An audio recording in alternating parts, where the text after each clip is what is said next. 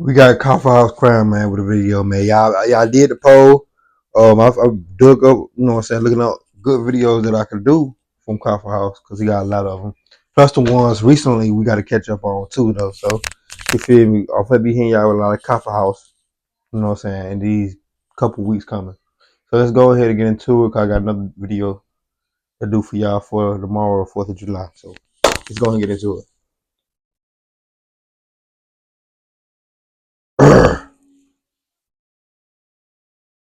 Grab your sunscreen and your favourite pair of flip-flops. Our journey today takes us stateside, over to the east coast of California.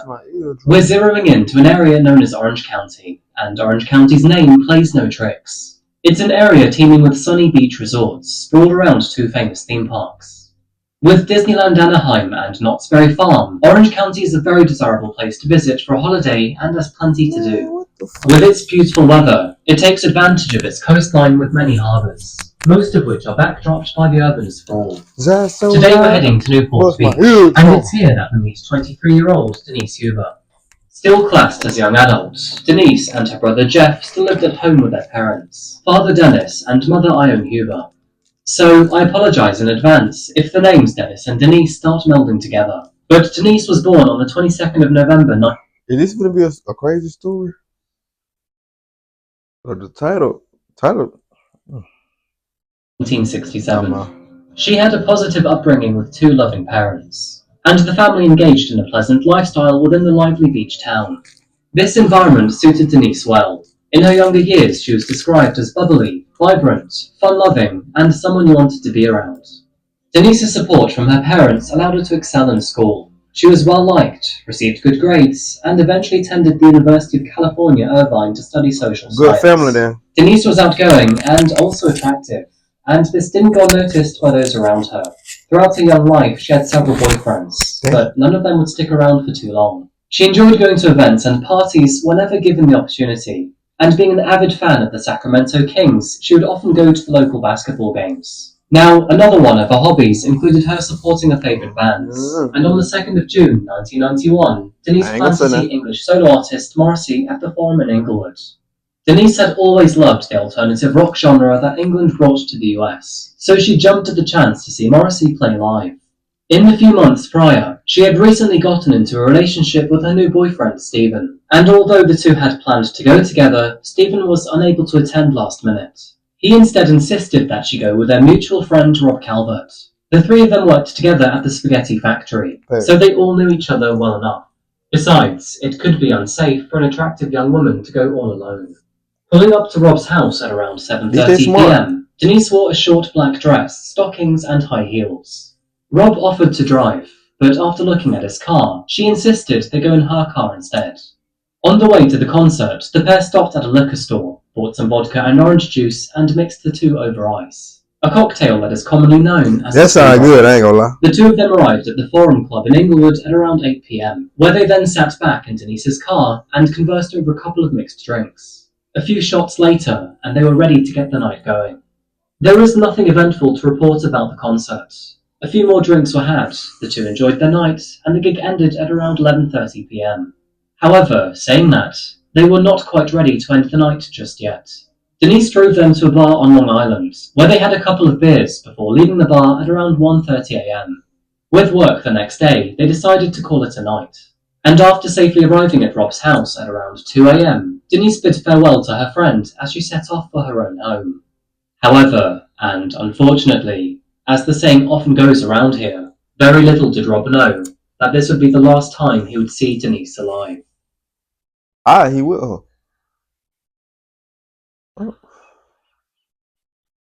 June the 3rd, 1991. Dennis and Ione woke up to another typical workday. Assuming Denise was asleep in her bedroom, they didn't bother to check in on her.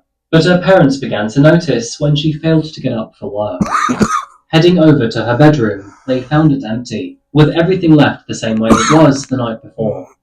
Now, Denise was a 23-year-old woman, and not a teenager, so although she lived with her parents, she had free rein to come and go as she pleased. However, saying that, she was a very sensible graduate who held down 2 jobs, and it was very unlike her to not return home when she had work the following day. With it being a Monday, the pair went off to work, Red flag. expecting to see Denise later on that afternoon. But after returning home several hours later, I ain't gonna she lie. was still nowhere to be found. With their concerns growing, they called her workplace, a few of her close friends, and even the local police departments. But still, nothing. I ain't gonna lie. I've been trying to pause that shit for a minute. I ain't gonna lie. I wonder, was it scary? Like, I know I have older people on my channel. I'm gonna ask my mom too. Like, was it scary back in the day? You feel me? Y'all didn't have phones for it. Well, I know my mom didn't have phones. I ain't gonna lie. They showed me the little flip phone they had back in the day. And my folks were different. And my grandmother was different, bro. I ain't gonna lie. Up. They therefore made the decision to report her as missing. Just in case she'd heard from their daughter, the Hubers called to Tammy Brown. But unfortunately, no dice. She too was wondering where Denise was. Tammy made several phone calls to mutual friends, and this included Rob, who was, at the time, the last known person to see her.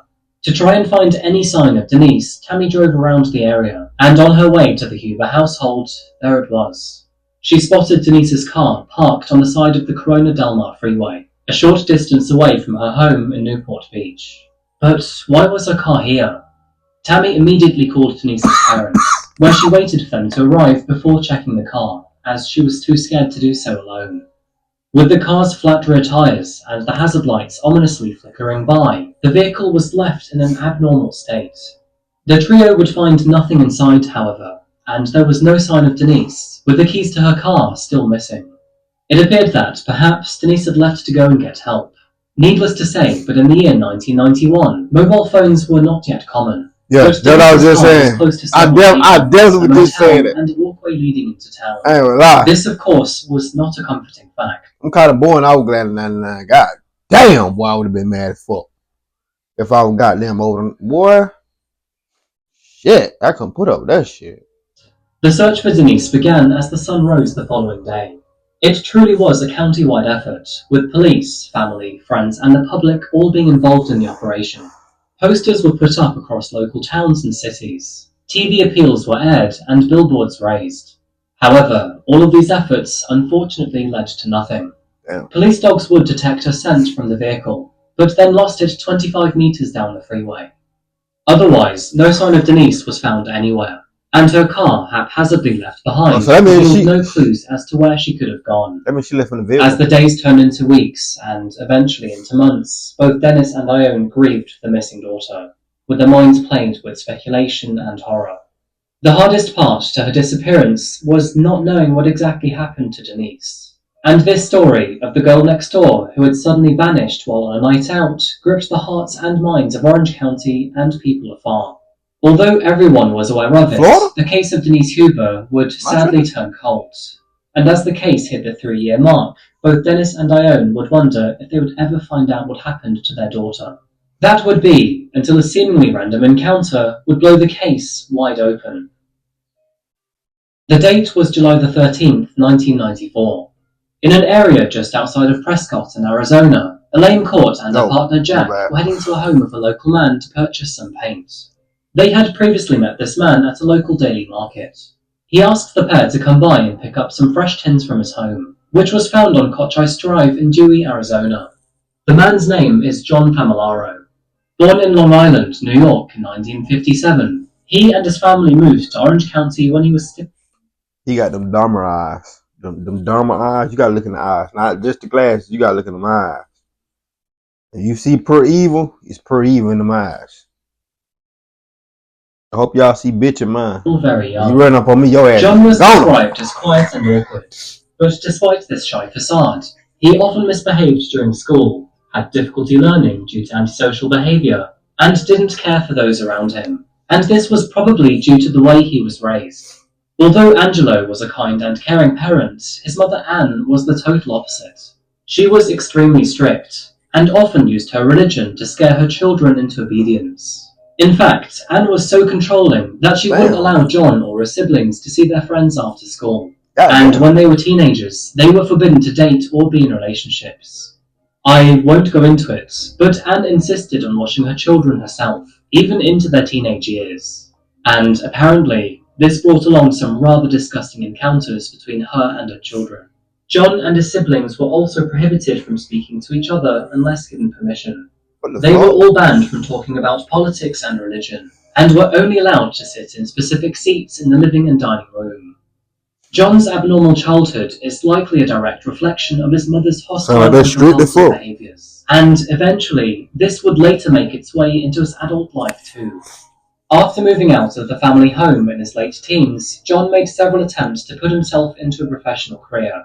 However, every time he did this, he would fail. Following in his brother's footsteps, who, by the way, was fired for sexual misconduct, John first tried to become a chiropractor, but he dropped out before finishing his course. After that, he tried to fulfill his dream of becoming a police officer. I knew something I forgot. I need to set my goddamn chiropractor appointment.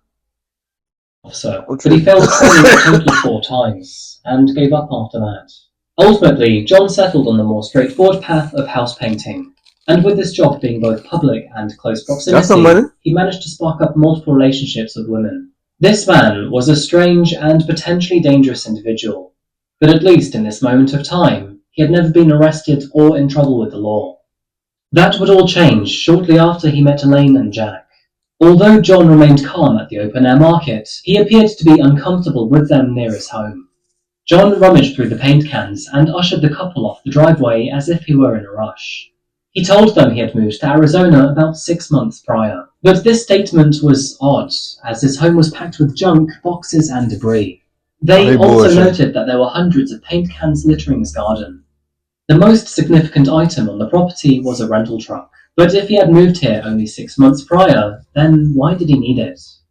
After collecting the paint from John, the family returned to the car, where, below the dashboard, Elaine wrote down his number plate. The plate was Californian, and not even registered to their home state. Believing the truck had been stolen, Elaine reported it to the police. Authorities ran this plate through the registry, and, lo and behold, it was reported missing 6 months prior. With a search warrant in hand, they then attended the Famularo residence, and as they began to inspect the property, they noticed a cord running from the truck into his home. Approaching the truck with bolt cutters, they gained entry through the back door. Paint cans, cardboard boxes, and plastic bags filled the container, and nestled amongst all the junk was a freezer. At least they could now guess why there was a power cord connected to the truck, but believing the freezer would contain drugs, they called in the narcotics team. Authorities opened the freezer door. However, they were unprepared for what they would find. Peering in, they could see a pile of plastic bags, and reaching out from an opening was a human hand. Removing the top layer of plastic bags revealed the frozen body of a young woman.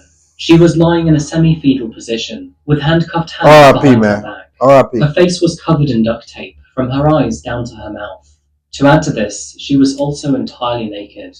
Her skull was shattered, so much so that shards of it had left holes in some of the bags that encased her. Shocked officers then resealed the freezer to preserve the body for a proper autopsy.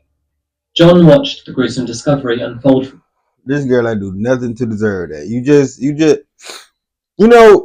I'm thinking about something earlier. Like, if I voted for president, cause if I you know what I'm saying? If I were president and you killed somebody over a senseless crime, not self-defense or nothing, for one, not you, because you might go to jail, but your family, your whole bloodline, have to pay for the victim's funeral and give an extra I ain't gonna say 10,000 because money ain't shit when you lose somebody, but pay for automatically you paying for the funeral expenses. The suspect or the family this motherfucker, his family would have been paying. I'm gonna fuck if your family don't fuck with you. You're paying. Taste also for president. His window. And in my other video, I'm gonna say what else I think should. The man was emotionless. He said almost nothing throughout his arrest, only ending his silence to ask for a lawyer. The body was later examined by forensics, where they had to use a hairdryer to thaw certain body parts for examination. This was necessary to obtain more accurate results for things such as fingerprints. The fingerprints from the body were found to match a Californian driver's license, and, sadly, it was of Denise Huber. It would take days for officers to search John's overly hoarded house. He clearly had a problem throwing anything away, and, fortunately, this included vital evidence. They eventually found various suspicious items and many of Denise's belongings. In a box labelled Christmas, they found her Christmas shoes, is crazy. purse, makeup, and keys. The box also contained the outfit that she wore the night she disappeared, which had been torn down one side.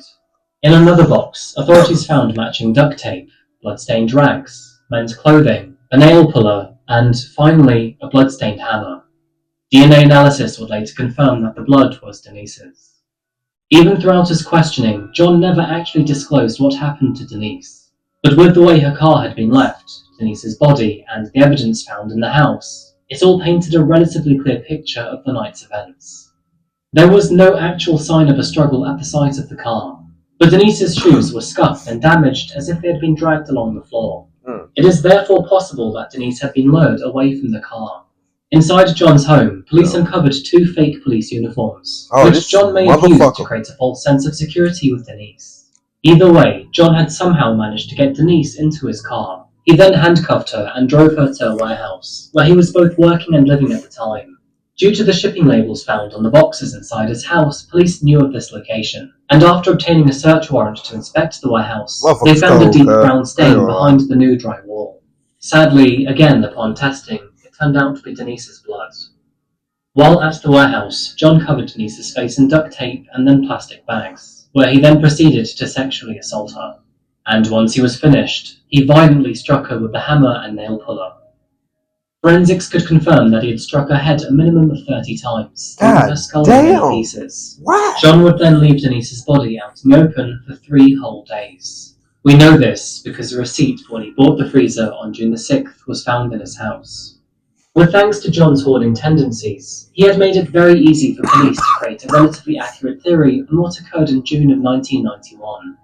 John was clearly a sick and twisted man. During their search, authorities would find snippets from newspapers and articles about Denise, including a missing persons poster. A VHS tape was also found in the house, which contained an emotional appeal from her parents, Dennis and Alan Huber.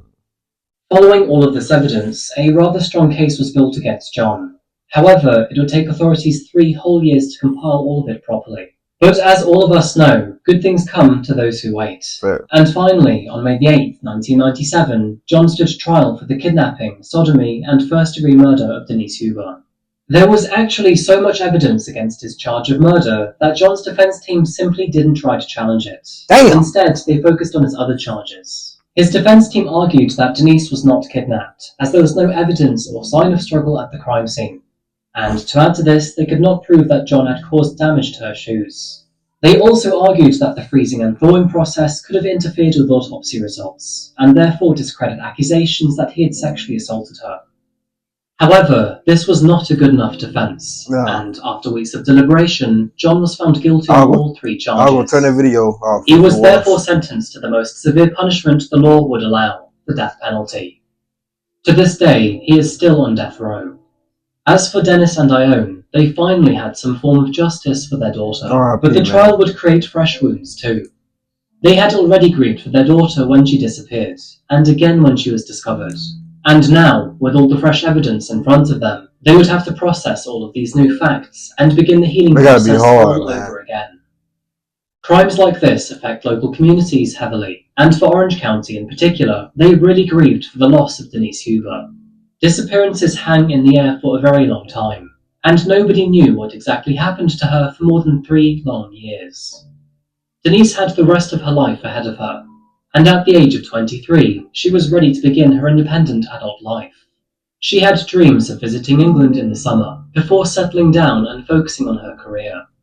In all this time that she has lost, she could have become a wife, a mother, and even a grandmother. And as these stories go, that life was callously taken away by an ice-hearted killer. And that just about wraps up today's case. But thank you so much. I ain't gonna lie. I know back in the day, bro. Back in the day, I know we lost a lot of people. No matter what color you was, to serial killers. I ain't gonna lie. Black, white, Hispanic. We lost a couple of people to homicides and serial killers. It's ridiculous. That's why I said my law. Hey, vote for me for president, bro. RIP to the family. Fuck the suspect. Your family will be paying a $50,000 fine and paying for the funeral, nigga. Fuck you talking about. Vote for Tay Sosa for president. See you when I see you. Let's ride, nigga.